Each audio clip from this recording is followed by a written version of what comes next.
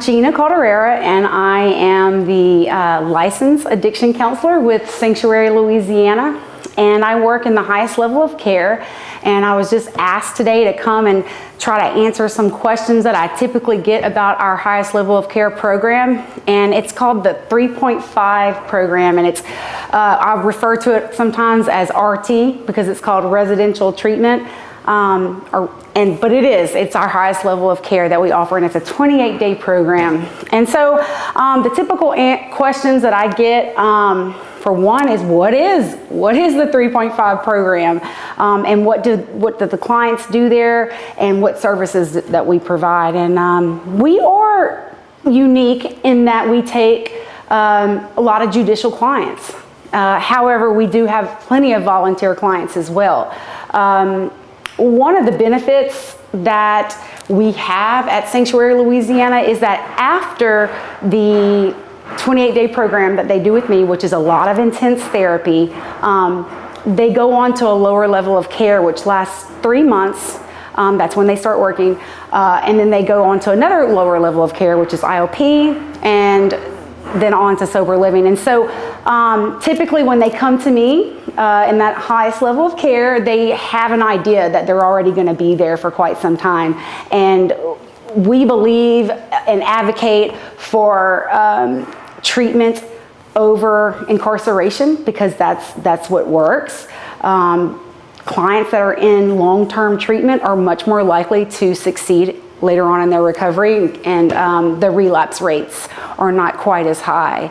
And so some of the services that they receive in that highest level of care, they go to groups several times a day. The group that I enjoy doing the most is what we call a process group. And typically we have one counselor per 12 clients. And we talk about a lot of intense things in that first morning group because it's therapy. I've had a lot of different clients come to me and later thank me for the amount of therapy that they were given.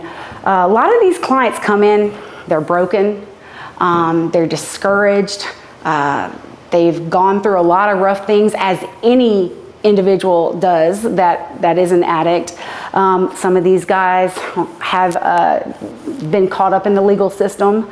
That lifestyle that often goes along with addiction is causing them trouble as well. And so we're having to look at a lot of different issues in that highest level of care. It's not just we're going to take a look at the addiction. We're a co-occurring unit, which means that we also treat their mental health issues as well as that substance use disorder.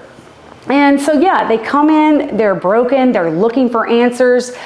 They've come from a society that has usually a stigma that's placed on the addict. That stigma that is that, they're not good people, they are immoral, they've made bad choices, they've hurt people, they're liars, thieves, cheaters, you name it. There's that stigma that's attached to being an addict. And so the shame that's attached with that is probably often overlooked by, I would say, normal society. I don't think everyone recognizes what these individuals go through. There's usually a lot of shame. And, I always say the difference between healthy shame and toxic shame. Healthy shame is I made a mistake. Toxic shame is I am a mistake. And so they've had these messages being told to them for so long in their lives. Some of them have had very difficult upbringings. A lot of them have gone through trauma. A lot of them have gone through grief. A lot of them have gone through adverse childhood events. And then there's others that don't, because addiction does not discriminate. It will be in any individual for no real reason, right? But addiction usually has some underlying issues. It can be tracked to some underlying issues, excuse me. So they come in and they do that intense therapy. We do group therapy, which is, again, that's my favorite group.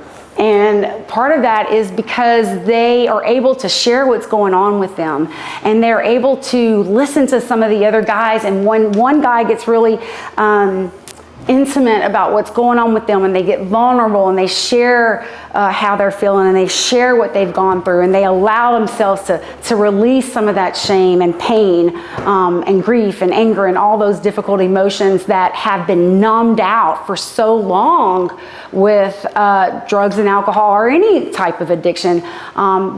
That first 28 days, they're having to deal with emotions that they haven't had to deal with in a long time. And so as a counselor, one of the services that I do provide, I work really hard at meeting the client where they're at, providing them and creating a safe space for them to be vulnerable, to have to address things that are difficult to address, to have to talk about the things that they're ashamed of. You know, they come having had made a lot of bad choices.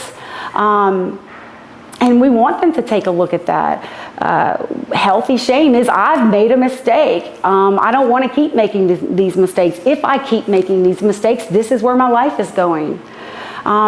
You know, it's uncanny. I was just telling a coworker of mine that right now I have a group of guys. I say it's uncanny because I've never had a group of guys where, you know, almost 50% of that group has had major trauma associated with grief or a death in their family. And it's just another example of why group therapy works so well. Because 3 of these guys actually had loved ones, significant others, or loved ones that, you know, died in their arms. Addicts go through some difficult things sometimes within that life, but they're also human beings. They also have challenges like the rest of us. Another thing is that we try to teach that addicts are hypersensitive people. You know, people ask me, one of the questions, what makes somebody an addict? And there's a lot of different theories about that, and there's been a lot of studies done about that. But what has been, I think, what I have, out of all the theories out there, the thing that stuck out to me the most is that hypersensitivity. It's like, how come these 2 kids can grow up in similar households, or a brother and a sister grow up with the same parents and they have similar experiences? How come one turns into an addict and the other one doesn't? Hypersensitivity has a lot to do with that. They feel things at an intense level compared to maybe someone else. And so the feelings are deeper. And so to cope with those intense feelings you have to have coping skills. And sometimes for children that are feeling things so deeply, they don't learn coping skills the same way somebody normally would that, you know, doesn't go so deep with the way that they're affected by life. So sometimes that hypersensitivity leads them to have to numb out in some way. Drugs and alcohol, unfortunately, do the job. And so if they're exposed to that, whether it's by a family member or a peer group or just out of curiosity or recreational fun, you know, an addict will continue to use that drug because it's working for them at that time. And then eventually it gets to the point where they're hooked and it's not working for them. And so they come to us with all of these issues, and we encourage them to start talking about it. And sometimes it's hard. Sometimes it takes a lot longer for some than others, which is why, again, I'm just so proud to be a part of Sanctuary, because we are a long-term treatment. At a typical 28-day program, is almost unethical to start working on trauma with a client, because you only have 28 days to do that therapy with them. If I am trying to get someone to really dig deep into some things that have been very traumatic or difficult for them to deal with, and then I start doing that work with them, and then after 28 days, go to IOP 3 times a week for a couple hours, or go live in a sober living home, or go back to your families where you've not been able to cope with in the first place. It is almost unethical, because those wounds that we've tried to get them to open up, we don't have enough time to work on them. So it's so great as a therapist to be able to work at a place where I know that I can go there with a client. I can do that work with them. because they're going to be able to go on to that next lower level of care, and I'm still going to be able to work with them. And then we have also 2 other really competent, really passionate women that are in the lower level of care that do really good. Plus our nurses are always there. Our nurses are passionate about what they do. I think most people that get into this field, and that's another thing, another question I get, why are you in this field? And most people that choose to be in this field are because they're somehow affected by addiction, whether they're in recovery for themselves or they have a family member that is, or they just are attracted to that type of work. That's the kind of people that you'll find at Sanctuary, and I'm one of them. And I'm very passionate about what I do. I understand where they're at. I believe in them. And a lot of these guys haven't had anybody believe in them in a long time. And just that empathy and that compassion and someone loving them where they're at makes a world of difference. However, with that love is holding people accountable for behaviors, because there are a lot of behaviors that we have to start correcting, having them try to correct. And that's not always easy. You know, with addicts, we have a hard time people telling us what to do, when to do it, you know, because we've lived so long with doing what we wanted. And the fear of having to give that up is ingrained in us. Like, if I don't have my drugs or I don't have control over my life, then I fear that I'm not going to be able to not suffer, basically. And so that's a lot. Those first 28 days, we're having to deal with all of that, but they've got a staff that really cares about them. Somebody once asked me about my job, and they said, isn't it hard because the emotional toll that it takes? And I said that, and I tell my clients this as well, when God has a purpose for you, even if you fight it, because I took a long time I took almost 10 years in between the last time I was counseling as an addiction counselor. God probably just had a way of getting me back into it. But when you are fulfilling what I believe is God's purpose, it flows. It's easy. It's not something that I have to fight. And I see that with the other counselors as well. And I see that also with the clients when they're doing something that's divinely driven in them. And it's an incredible experience to watch.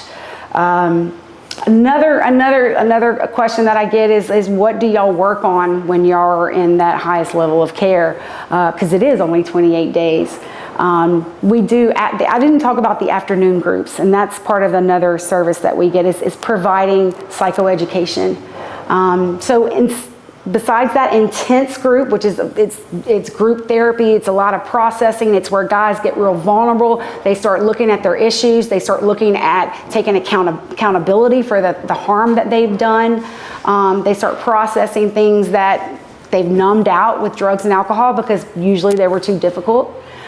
We do that, and then in the afternoon we do psychoeducation, which is basically, I call it lecture. I'm like, the teacher and me gets to come out and we get to do some teaching. We teach about all kind of related topics that have to do with recovery, but also have to do with addiction in a lot of areas. Because, like I tell my guys, because it is an all males facility, and I've learned this through the work that I've personally done. Addiction, drugs and alcohol is just a symptom. It is just a symptom of the disease of addiction. There are a lot of other symptoms. And one of the ways that I describe it is that if you go to the doctor and you say, doctor, I cannot get out of bed, I'm not brushing my teeth or washing my hair. The doctor's not going to say, okay, well, let me write you a script for not being able to get out of bed and not brushing your teeth. Or let me send you to a counselor so you can work on not brushing your teeth. They're not going to do that. What they're going to do is they're going to ask you, what are some other things you're going through? And that person is going to say, well, I'm also, not able to leave the house. All my thoughts are really depressed, and they're going to list a lot of other symptoms. And then the doctor's going to say, oh, okay, so you have depression. You don't have the disease of not being able to get out of bed, right, or brush your teeth. You have depression. And that's what drugs and alcohol are. They are but a symptom of the disease of addiction. And what we like to do at Sanctuary is, of course, address that substance use disorder and the mental health issues that they're going through, but also take a look at how addiction has affected them in a lot of other areas. Because one of the main problems with going into recovery for an addict is that it was called addiction transference. And so to not have to transfer into another type of addiction. So all of that is done in psychoeducation. We take a look at all that kind of stuff. We take a look at relapse triggers. We help them identify that. They identify consequences of their behavior. We have relapse prevention groups. We do psychoeducation also on the stages of addiction. We also do a 12-step component to the treatment that we provide. And with that comes that spiritual component. And I think that that spiritual component is such a powerful part of any type of treatment program. Most addicts have a spiritual deficit, which means that that part of themselves that is sick, which is what I think addiction is. It's a sickness.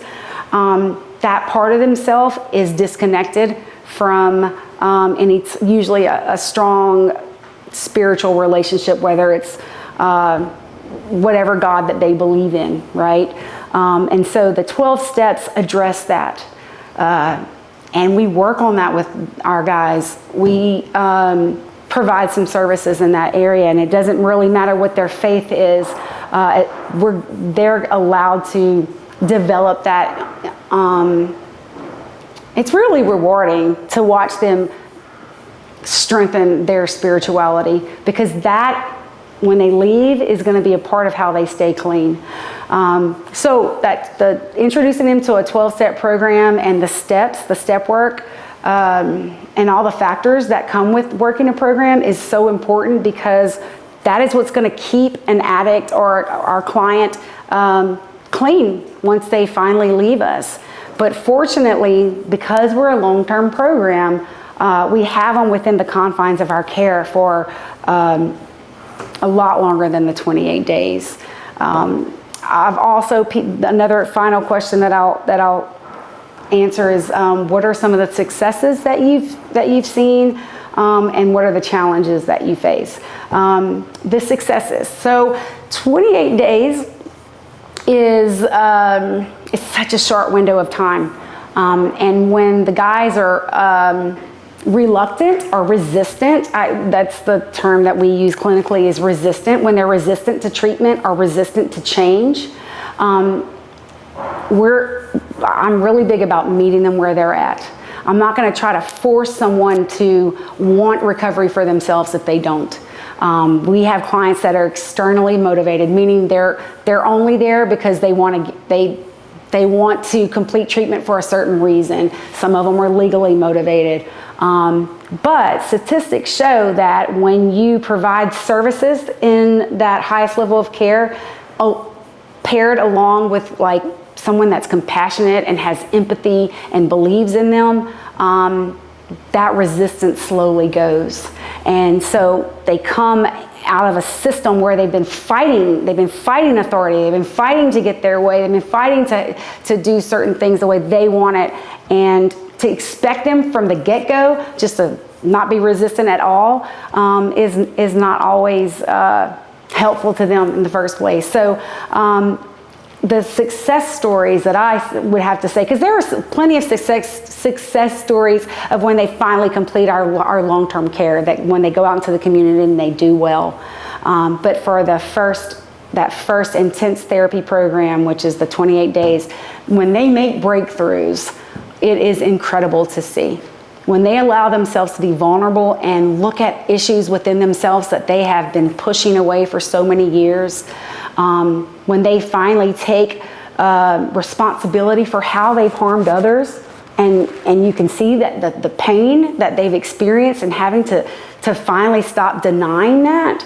I had a client the last few days that I worked with, and he just said the most, I learn from them so much. I'm always moved by them and the things that they say and do. And he said the most profound thing, and he said, I asked him what one of his goals were, and he said he wanted to stop treating his mother's son like he didn't love him, and he was talking about himself. It gives me goosebumps. He didn't want to treat his mother's son in a bad way anymore.